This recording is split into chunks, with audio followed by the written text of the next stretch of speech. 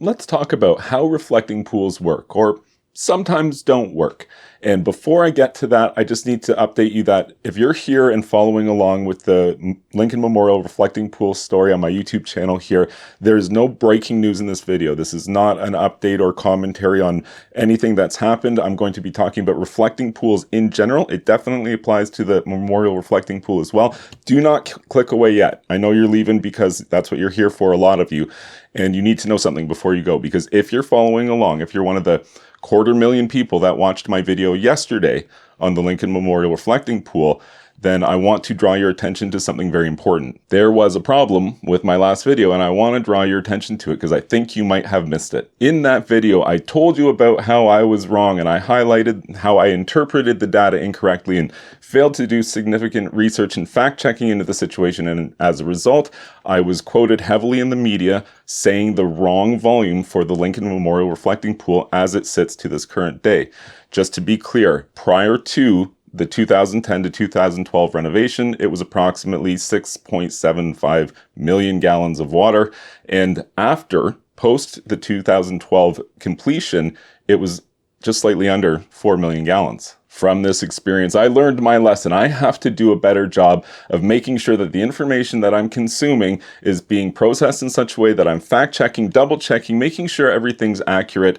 And it can happen to me, and I think it might have happened to you as well. So here's the deal. Do you remember this? That equation was something that I put up on the screen, and I talked about an issue. I repeated something that was incorrect, and then I even put a visual representation up. And of the 250,000 people that watched the video and some 2,600 people that have commented up until this point, there was one singular person who actually noticed this, or at least, let's say, they commented on it. I'm giving the benefit of the doubt. There's probably a bunch of you that saw it, didn't comment it. If that was you, and be honest here, if you saw it and you didn't comment on the last video, go ahead and comment below and say that you saw it. So here's what happened. I was telling you all about how even I, the expert here, I can be wrong, and I was using the wrong information. I didn't do a good enough job fact-checking, and this is what happened. That is not the correct number. The correct number is actually 3.6 million gallons, and this is based on 2,500 gallons per minute times 60 minutes an hour times 24 hours in a day gives you not 3.8 million gallons. Did you notice that? Be honest. Okay, let's move on to the next subject here, which is time to talk about reflecting pools in general, how they work, and how sometimes they don't work. The goal with a reflecting pool is to build something which has a reflection, but also has an illusion of depth to the water. This is a very important function of how this works visually. So there's a couple of components that are all coming together here, but I'll just talk about them very briefly here. The angle of incidence, you might have heard this terminology, and it simply refers to the fact that visually, the visual effect of getting a mirrored reflection from a body of water, it only works from certain angles. And if you were to look at, let's say, a body of water from directly overhead, you probably would see very little actual reflection.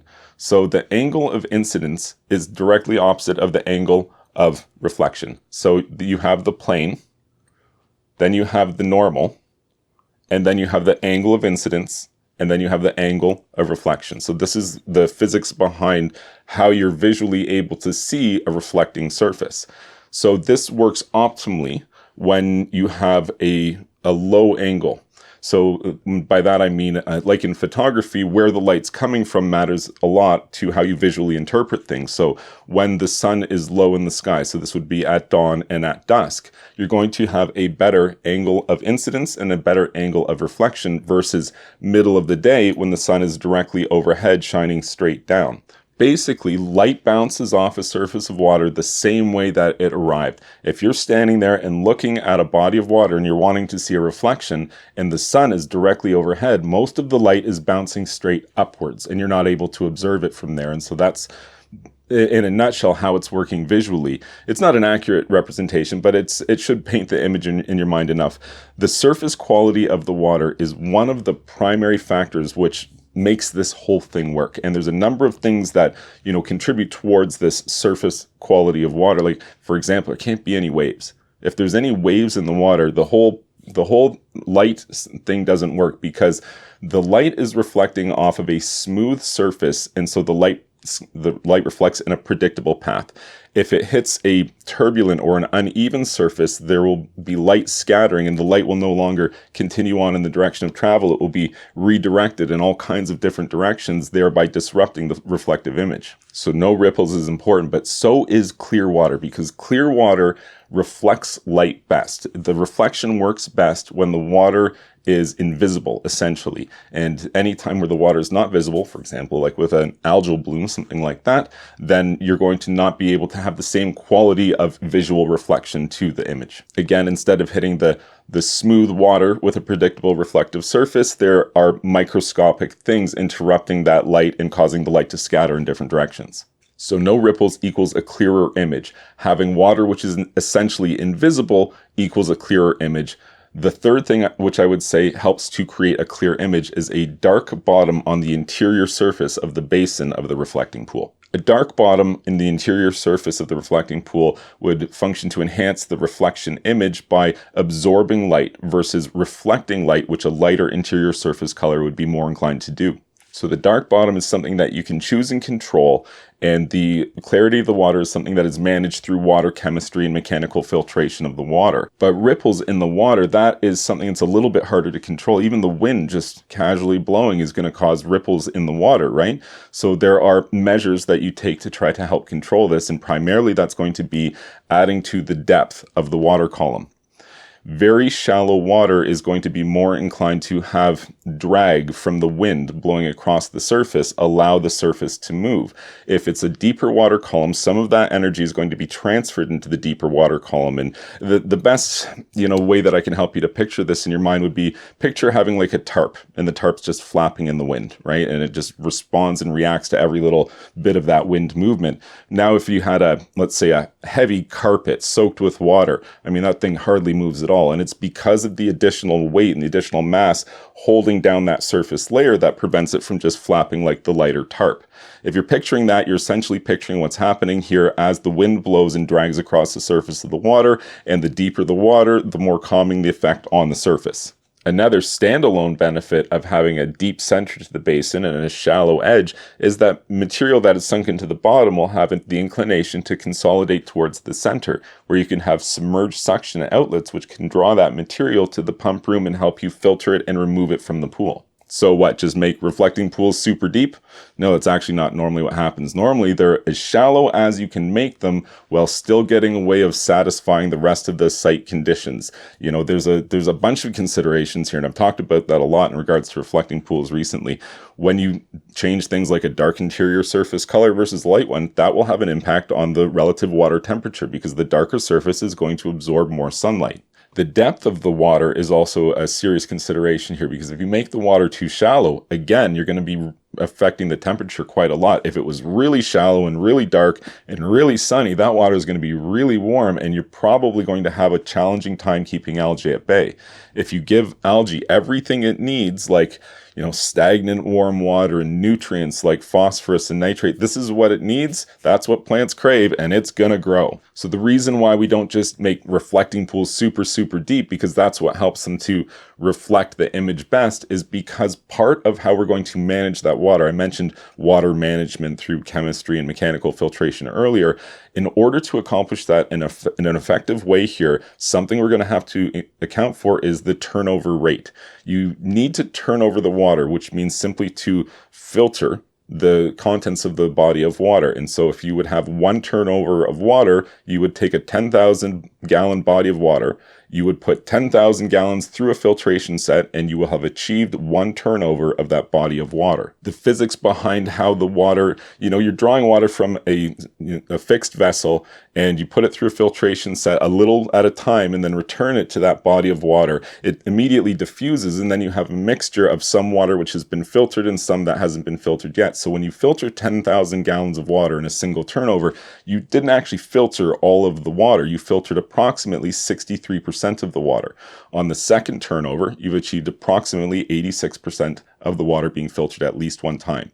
The third turnover equals 95% of the water being filtered at least one time. And the fourth turnover, we get to 98% of the water being filtered at least one time. Of course, lots of it has been filtered a lot more than that, and a smaller and smaller percentage has yet to be filtered. If you made your reflecting pool gigantic, a huge volume of water, you would have to have a very high rate of flow every minute of every day in order to achieve an appreciable turnover for a gigantic body of water. Because as I just explained, in order to get it all out of the water, we're going to have to kind of filter it over and over and over again. Like once isn't enough. It takes a lot of moving water in order to actually effectively filter all of the body of water that you're trying to keep clean. So here's a little trick that you often see, and it's very specific to reflecting pools. They're shallow at the edges and deeper in the middle. And that way you're kind of getting the best of both worlds here. You're getting the deeper water column in the middle, in the wide open area of the reflecting pool, but around the edges you have the minimum amount of the depth so that you can keep the total volume of the water as low as possible. This gives you the easiest job in terms of the mechanical filtration and any treatment of the water that you're going to do through mechanical means such as UV sterilization or ozone injection or something like that, where you're going to try to change the properties of the water in order to kill algae and inhibit bacteria and biofilm growth, things like that. The downside with that kind of mechanical treatment is it's only happening right as the water passes through the filtration set. The pump draws the water from the pool. It then pushes it through the filter, and then past the filter, it might go through a UV light, or it might pass through a venturi to inject ozone into the system before it's returned into the pool. The problem here is there's nothing actually in the pool itself doing anything about inhibiting algae growth or killing bacteria or other nasty things which could be growing in the water. In the world of swimming pools, that's known as residual. It's one of the reasons that we use chlorine in swimming pools. There's 4 reasons that we use chlorine in swimming pools. And it's because it's a chemical sanitizer, it's an oxidizer, it's an algicide, and very, very importantly, it has the ability to build and hold a residual value in the water. We call it free chlorine, and it's floating around there in the water, just waiting for some duck poop or an errant leaf to blow in and then do its chemical thing with the sanitizing and oxidizing process. If you have a body of water that doesn't have any chlorine in it, there's very few other options available to you that are going to be able to build and hold a residual value in the water. The water is only getting clean, so to speak, the very moment it passes through the filter and the very moment it passes through the UV light, the very moment that the ozone is injected into it, or perhaps just a very short period of time afterwards. So are reflecting pools chlorine or not chlorine? Well, the majority of them, I think it's safe to say, are a chlorinated water environment, a low chlorine water environment.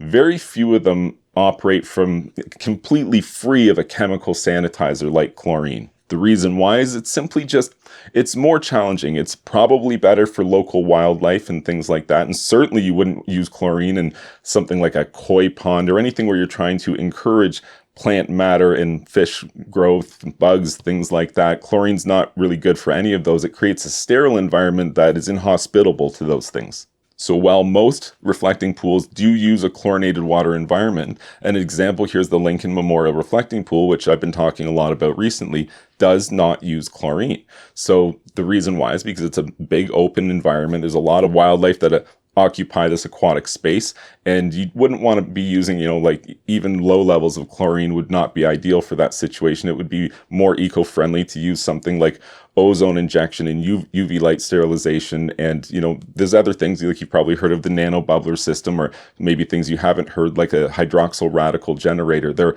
are mechanical and chemical options here, but in a non-chlorinated environment, it's certainly a lot more challenging. Hydroxyl radicals, what are those? Well, to summarize, it's an oxidizer, similar like the ozone, which we've talked about, or a nanobubbler, or hydrogen peroxide, oxidizers that you've heard about, even chlorine being an oxidizer. It's like that, but it's up to 1,000,000 times more reactive. It's one of the most reactive elements that we have, and it's what Mother Nature uses to keep the entire lower Earth's atmosphere clean and clear. So it's a really, really powerful source of oxidizing power that you can potentially add or utilize for cleaning things like a large body of water that you're trying to maintain, but you're trying to do it without any chlorine. Even if you are using chlorine, you can actually still use most of those things like UV and ozone or a hydroxyl radical generator. All of those things are compatible with chlorine, but also can be used as standalone, independent mechanical means of keeping water clean, regardless of whether it's a chlorinated water environment or non-chlorinated water environment. So chlorinated, non-chlorinated reflecting pools, they're both difficult. They both have their challenges, but a chlorinated water environment you could probably just describe as easier in order to keep like algae and plant matter from growth at bay. So this is a good time to talk about hydraulic stability.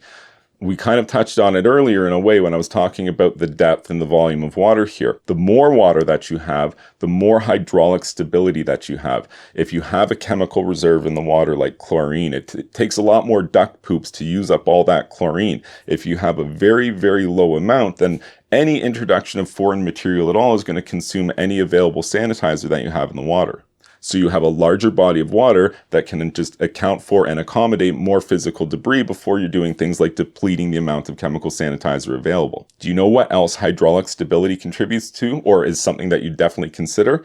Is the color of the body of water that you're dealing with. I talked about earlier, if it's a dark color, it's going to absorb more water and it's going to be warmer, and that's true. And if it's very shallow, it's going to be even warmer still, so that you would want to make it deeper or have a larger volume to it in total so that it has more hydraulic stability against these factors. Summarized, you could call this thermal and chemical buffering. So we should talk about one more thing here, and it's just in relation to the surface of the water. And I've already talked about the surface, and I talked about the mechanical filtration set, but I didn't talk about where those two things meet together. And this is your surface skimming devices, or the method in which you build this body of water in order to be able to clear floating debris, but not have to necessarily do it manually and get in there with a brush every day and get all the leaves that are floating around. Certainly a bag of empty chips is floating around is going to disrupt the visual image of the reflecting pool, and so you use a skimmer, which is essentially just a rectangular opening which draws from the pool, goes through the pump, through the filter, through the rest of the equipment set, and returns to the pool, usually through return outlets spaced evenly throughout the body of water in order to diffuse that clean and possibly chemically treated water evenly back into the main basin. The placement of these returns is very important. They need to be such and with a certain flow rate as to not disrupt the surface image of the water. If there's any disruption or ripples or anything like that, it's going to ruin the mirror reflection of the reflection pool. Pollen, dust, leaves, foam. These are the things that you're trying to clear that are floating on the surface of any open air body of water. Small reflecting pools would probably tend to employ skimmers or a series of skimmers.